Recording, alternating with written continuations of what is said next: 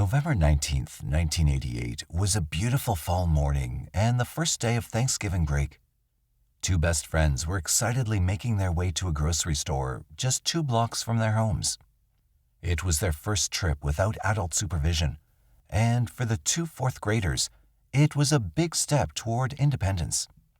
Little did either of them know, a predator lurked in the shadows who was about to turn their happiest memory into a terrible nightmare.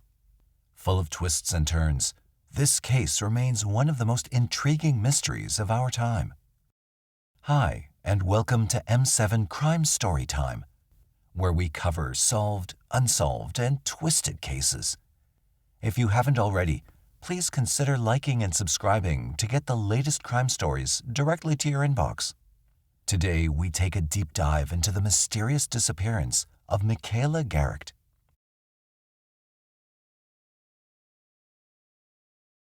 Known as the heart of the Bay, Hayward, California is the central point to other cities in the East Bay Area. Its residents are described as having a lot of love and community spirit, and its suburban vibe makes it an ideal place to live for families. With the second most diverse population in California, Hayward is as welcoming as its people. Hayward is home to the beautiful Cal State University, and in 1988, Michaela Garecht and her family called it home. 9-year-old Michaela Joy Garecht was called a miracle child by her parents Susan Murch and Rod Garecht. For 5 years, Susan and Rod turned to doctors and fertility treatments before finally welcoming their beautiful daughter into the world. Michaela was born on January 24, 1979, in Oakland, California. Although it was a struggle to conceive Michaela, her parents called her their blessing, as soon after her birth, they welcomed another daughter, Libby, and a son, Alex. In 1986, they made the move to Hayward, where they decided to set down roots and raise their growing family. Michaela was described as a bright and lively child. She was well-behaved and listened to everything her parents told her. Sharon was described as a very caring mother, sometimes considered overprotective. She'd made sure her children were always kept close to home and under no circumstances wandered far without adult supervision. No one could blame her, though. The 1980s saw an increase in child abductions, particularly in the California area. It was a Saturday morning, November 19, 1988, and Michaela had just finished eating breakfast with her family. When her best friend, 9-year-old Katrina Rodriguez, came over to ask Sharon if she and Michaela could go down to the local grocery store to buy snacks, the response was initially a firm no. Upset but not deterred, Michaela begged and pleaded with her mother, promising they'd be safe and come back quickly. Knowing her little girl was going to grow up sooner or later, Sharon relented and allowed them to go while reminding them to be careful. She gave Michaela $5, and the girls excitedly grabbed their scooters. Michaela turned to Sharon and said, "I love you, Mom," before they made their way down the block and out of sight as Sharon watched them go. Her husband Rod decided to go out and do some work on the car, while Sharon went back in to clear up the breakfast dishes, unaware that in the next few minutes, her life was going to change forever. Michaela and Katrina excitedly rode their scooters toward the Rainbow Market on Mission Boulevard. Parking their scooters just in front of the store, both girls made their way inside to buy some snacks. After buying 2 Mountain Dew sodas, 2 sticks of beef jerky, and 2 pieces of cherry taffy, they walked out of the store, completely forgetting about their scooters as they chatted about plans for the holiday. Before they could leave the parking lot, though, both girls realized their scooters were still outside the store. One was missing, and Michaela and Katrina decided to split up to find the other scooter. Michaela spotted it first. It had been moved about 3 parking spaces away and left next to a car. Without thinking, Michaela ran over to the scooter and bent down to grab hold of the handlebars. In a split second, a man had jumped out of the car and grabbed Michaela around the waist before shoving her into the back seat. Like a deer in the headlights, Katrina stood frozen to the spot as she heard her friend's screams and watched her struggle in the abductor's grip. The man peeled out of the parking space before speeding out on Mission Boulevard, heading toward Union City. Katrina immediately ran back into the store and told the cashier, Rona Ronalyn, that Michaela had just been kidnapped. Rona called the local police, who arrived in record time to the crime scene. She also contacted Katrina's father and told him what just happened at the store. Back at their home, Sharon was busy washing up the dishes when she heard frantic shouting from the outside. Rod, her husband, burst through the front door, telling her Michaela had just been kidnapped outside the Rainbow Market. Along with Katrina's father, they made their way down to the store to find police swarming the area and speaking to customers and staff from the store. Katrina was inconsolable and was allowed to go back home with her father. Rod and Sharon remained behind, hoping to get some answers.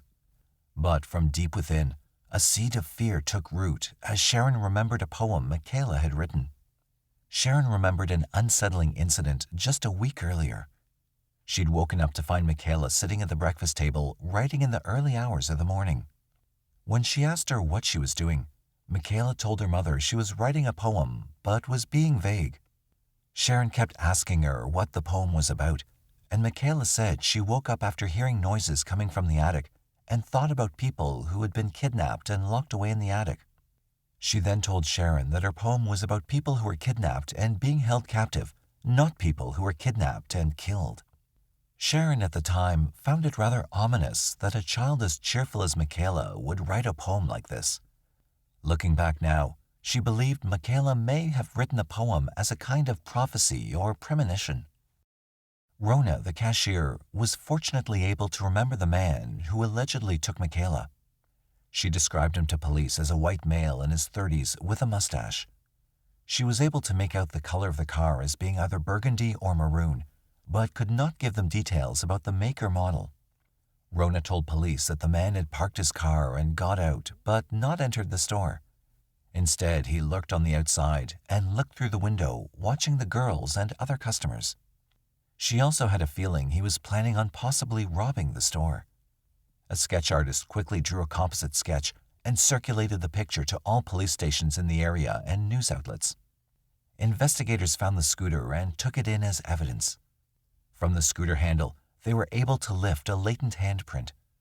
The print was filed away to be used to identify the kidnapper, but beyond that, there were few clues they could follow up on. By the end of the first day after the abduction, the Federal Bureau of Investigation joined the investigation into Michaela's abduction. Given the recent spate of child abductions, the FBI were sure there must have been some link between Michaela's disappearance and that of the other missing children. However, police soon realized that Katrina may be able to give a bit more information on the suspect, as she was the key eyewitness to the abduction. 2 days after the incident, investigators paid a visit to Katrina's family home, and together with her parents, sat down and spoke to her. What she revealed had investigators reeling. The description of the kidnapper was drastically different to the one given by the store cashier. Katrina described the man as being a white male in his early 20s with long, dirty blonde hair. She said he had severe acne that scarred his face and described his eyes as being blue. Katrina remembered his eyes in particular and said to investigators, "He had fox eyes. He looked right at me, but didn't even see me." She also told investigators that his car had been either beige or tan, box-shaped, with visible body damage. This new description was concerning, as investigators realized the most crucial 48 hours had passed while they were looking for the wrong person. The posters were reprinted with the new suspect's image and redistributed in hopes of being able to garner new leads. With the new information, though, investigators now began knocking on the doors of all sex offenders in the local area, asking questions.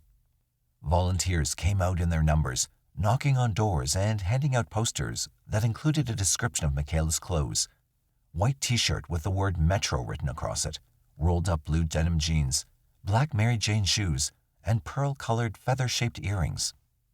When no one reported any signs of Michaela anywhere in the nearby suburbs, police extended the search to include the Garecht National Park and Niles Canyon that were just minutes from the Garecht family home.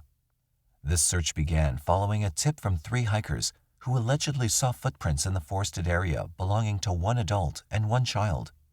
After they'd followed the tracks, they found a blanket and empty fast food containers. A psychological profile also pointed out that the kidnapper was likely to take Michaela to an isolated area. Helicopters were fitted with infrared thermal cameras to pick up any signs of a heat signature within the dense wooded areas. Police officers searched on horseback and foot. All these efforts yielded no results. Michaela had vanished along with her kidnapper into thin air. Michaela's disappearance reached the national news. Her story was featured on Unsolved Mysteries and was one of the first child abductions to feature on America's Most Wanted. Her face was printed on milk cartons, and the Missing Children's Program printed over 50 million mailing cards to homes around the country with pictures of Michaela, a description of her clothes, and a composite sketch of the kidnappers. San Francisco 49ers quarterback Joe Montana came out in support of the Garecht family and made an appeal to the public to come forward with any information. A reward fund of $70,000 was posted during this time for any information regarding Michaela's whereabouts. Within the first year of her disappearance, police had received over 5,000 tips, most of which turned out to be rumors. But no one was ready to give up. Sharon herself followed leads, some stretching as far as Russia, but nothing yielded any results. It would take another 4 years before investigators received a new tip that they believed could be real. In that time, over 15,000 tips were received, and police were clutching at each one, hoping it could shed light on the missing girl's case. Between 1991 and 1992, an inmate in Indiana came forward with information regarding Michaela's disappearance. Roger Hayward, who was serving an 11-year sentence for a burglary charge, alleged that he helped a friend bury her body in a gladiolus field in Union City. However, investigators were not initially interested, believing it could have been a wild goose chase. When Hayward realized the investigators were not taking his claims seriously, he instead turned to the media. He wrote a letter in 1992 to the San Francisco Chronicle, claiming to know who kidnapped Michaela and where she'd been buried. He promised to lead investigators to her body. The media attention and public outcry forced investigators to fly Hayward to California in order to testify in front of a grand jury. Under oath, Hayward repeated the claims he'd been making to investigators. Hayward promised to lead investigators not only to Michaela's remains, but to the home of the alleged killer. The next day, Hayward, along with a team of investigators, searched the field that he claimed Michaela's body had been buried in. In a shocking twist, after 8 hours of intense searching, Hayward allegedly told police that he'd made a false claim after all. He told investigators that he allegedly wanted to give the Garecht family a sense of peace after all these years. Hayward was charged with perjury and sentenced to another 6 years in prison and ordered to pay Michaela's family $6,000 in damages for giving them false hope. Each new lead was about to take investigators down a darker path than they'd imagined. Another person of interest had long been on police radar in 1991. Timothy Binder was a 43-year-old sewage treatment plant worker. He was married with a family, but investigators were tipped off by parents in the East Bay area about Binder's creepy behavior. Parents alleged that he'd been sending young girls gifts and money in order to get closer to them. Some of the letters were reportedly written backwards and could only be read by using a mirror. Investigators looked into Binder's background and discovered that Binder drove a light blue van with a license plate that read, "Love You." The inside of his van was allegedly covered with pictures of little children, crayon drawings, and Bible verses.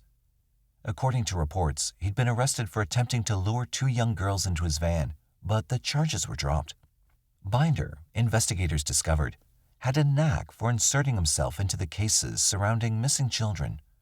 He had made contact with Michaela's mother, Sharon, following her disappearance in November of 1988. Prior to that, he'd also made contact with Kim Schwartz, the mother of 7-year-old Amber Schwartz, who'd gone missing in June of the same year. Both mothers reportedly told police they did not have a good feeling about Binder, and that he persisted in contacting them regarding the developments in both cases. In an eerie coincidence, Binder had written a letter to the police after Amber had disappeared. In the letter, he claimed that the next child to go missing would be a 9-year-old girl, and, weirdly enough, Michaela was the next child reported missing.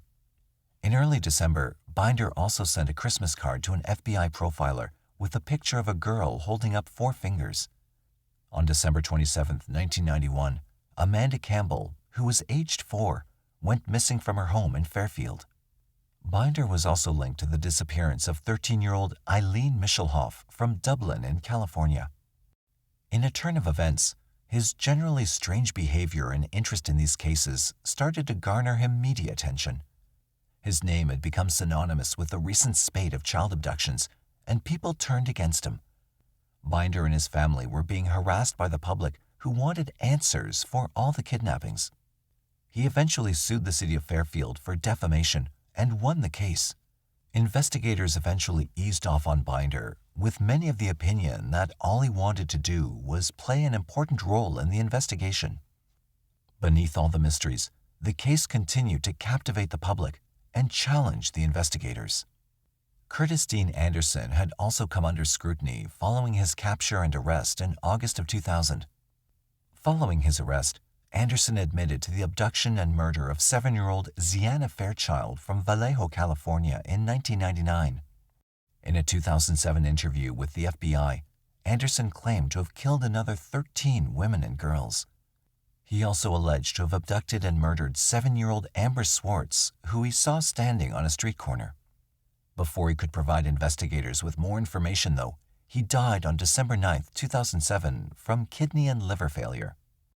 Investigators looked into Anderson's background after his confession about killing multiple girls in his past.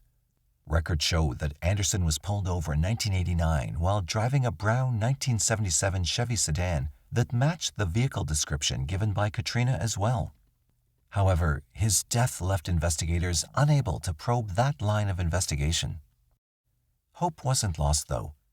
The renewed effort of investigators brought Michaela's kidnapping back into the spotlight, and with it, more attention and new leads. Another twist comes in August 2012. Wesley Shermantine, who was one half of the murderous duo known as the Speed Freaks, contacted the Stockton Record following the suicide of his partner in crime, Lauren Herzog, in January of that year. He pointed out that Herzog bore a striking resemblance to the composite of the suspect in Michaela's case. This was strengthened by Katrina's comments that Herzog had features that looked very much like the man who kidnapped Michaela. At the direction of Shermantine, investigators began digging up a well in Linden, California, where the duo allegedly disposed of their victims. Thousands of bone fragments were discovered, some of which were believed to belong to Michaela. While the investigators never left hope of solving the case, the mystery kept baffling them further. 8 more years would pass before investigators could find a promising lead. The events that took place during this crime were truly shocking and left a lasting impact on the public. But the real shocker was yet to come. On December 21, 2020, the Hayward Police Department and FBI announced that they'd made an arrest in the case of Michaela Garecht. David Misch, who was 61 years old as of 2022, was charged with the kidnapping and murder of Michaela after his fingerprints were linked, using new technology, to those lifted from the scooter in 1988. We can announce that 59-year-old David Misch has been charged with the murder of Michaela Garecht. He is in custody at Santa Rita Jail, here in Alameda County. A look into Misch's background painted a shocking picture of a man who escaped justice for far too long. David Emery Misch was born on February 19, 1961, in Chicago, Illinois. Not much is known about his life growing up, but by the time he was 16, he had already begun his life of crime. In 1977, Misch was convicted of breaking and entering a property and sexually assaulting a maid at knife point. He was arrested but was paroled only a year later in 1978. In February 1979, he was arrested on charges of false imprisonment and assault with a deadly weapon. Those charges were later updated to assault with intent to rape. Once again, he would qualify for parole in September 1981. May 1988. He was arrested for burglary at a San Leandro grocery store and sentenced to 1 year in prison and 1 year probation. He was, however, released 6 months later in November of the same year. Karma finally caught up with them in December 1988. 38-year-old Margaret Ball was a longtime friend of Misch, who often helped him out in a tough spot. It's not certain what transpired between the two, but Margaret was discovered by her stepdaughter beaten and stabbed to death in a pool of blood. The beating was so severe that her front tooth was found a few feet away from her body. Police were alerted to Mish as the suspect, as they would later find evidence linking him to the crime. He was arrested and convicted of Margaret's murder. He was sentenced to 18 years to life in 2018 while he was still incarcerated for Margaret Ball's murder.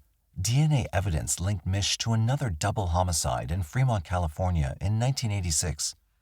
18-year-old Michelle Xavier and her best friend 20-year-old Jennifer Dewey went out to celebrate a birthday dinner of a family member on February 2, 1986. After leaving the restaurant, the young women drove to a convenience store before going home. Shortly after midnight, though, a motorcyclist found both women's bodies on the side of the road. They were stripped naked, and they'd been stabbed and shot. Later, an autopsy revealed that they were also sexually assaulted. Michelle's car was found 6 miles from the crime scene in the parking lot of a grocery store. The case was highly publicized, and rewards were offered, but over the years, all leads and tips would fizzle out, and the case went cold. 32 years later, DNA technology would lead detectives to David Mish. David Mish was charged with another 3 counts of murder and 1 for abduction as he serves out his current sentence. Alameda District Attorney Nancy O'Malley said that Mish had been charged with murder and 2 special circumstances. If found guilty, he could be given a death sentence. Hayward Police Chief Tony Chaplin said the disappearance of Michaela Garecht was a tragic story that gripped the Bay Area for decades. He said they were not going to stop the search for Michaela's body and remains hopeful that they'll find her. Michaela's father, Rod Garecht, drove over 100 miles to attend the press conference. Rod said he finds some relief knowing Mish has been identified after all these years. "I'm kinda relieved that they caught someone over it, so now I don't they've got a suspect they can grill, and hopefully he'll cough up wherever the body is," he said. Sharon, who'd been diagnosed with metastatic cancer back in 2019, was unable to attend the press conference. Police Chief Tony Chaplin read a statement on her behalf. "In the last year, I had to come to a place of acceptance that Michaela was probably no longer alive. But somehow, that acceptance was far more wrapped up in the idea of Michaela sitting on a fluffy thin cloud, walking on streets of gold, dancing on grassy hills, soaring among the stars. What I did not envision was my daughter as a dead child. It was only when I heard this news that this vision of reality appeared, and I've honestly not figured out what to do with it." Mish's attorney, Ernie Castillo, has been outspoken about the case involving his client. He blasted the investigation, calling the methods used to charge Mish as junk science. He said that the sudden match of the handprint after 32 years just seemed ridiculous. Castillo insists that the police are trying to pin all the blame on Mish as an easy way to close the case. Now a middle-aged woman, Katrina Rodriguez, who married and moved away from Hayward to Texas, still harbors guilt over what happened that fateful Saturday morning. In her mind, it was meant to be her because the scooter that was moved belonged to Katrina. This burden of guilt has driven Katrina to forget her childhood. For Sharon, she dedicated her entire life to finding Michaela. First, she waited at the door or the telephone, and as the years passed, she turned to the internet, searching. Sharon eventually started a blog called Dear Michaela. Later, she changed it to Seeker's Road. Sharon was eventually diagnosed with cancer, and after Mish was charged with Michaela's murder, the fight slowly faded out of her. She knew she would see her daughter soon. Sharon passed away in May 2022. There was one last twist to come in this already puzzling case. As David Mish awaits trial on the charges of kidnapping and murder in the case of Michaela Garecht and the murders of Michelle Xavier and Jennifer Dewey, new Alameda County District Attorney Pamela Price created a ripple among those who had been invested in seeing David Mish pay for his crimes. Price has drawn criticism after making the decision to drop all special circumstances in the 3 killings. If convicted of all 3 counts of murder, Mish no longer faces life in prison without parole or the death penalty. After waiting 3 decades to see Mish pay for his crimes, family, friends, and supporters for Michaela might have to face the reality that Mish could get away with his crimes without facing the appropriate justice. Child safety advocate Michael Claes, who's the father of Polly Claes, who was abducted and killed in 1993, said it was a complete and utter betrayal.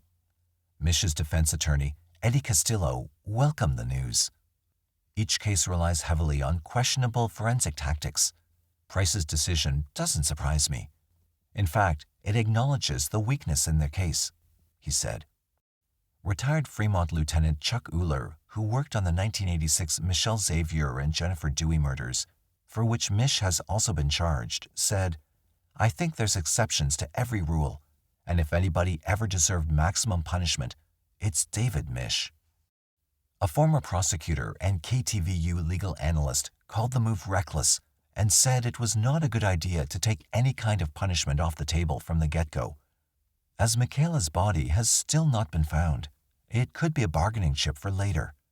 This is the poster case for putting someone in prison forever to keep him away from society. David Mish awaits trial on 3 charges of murder and 1 of kidnapping.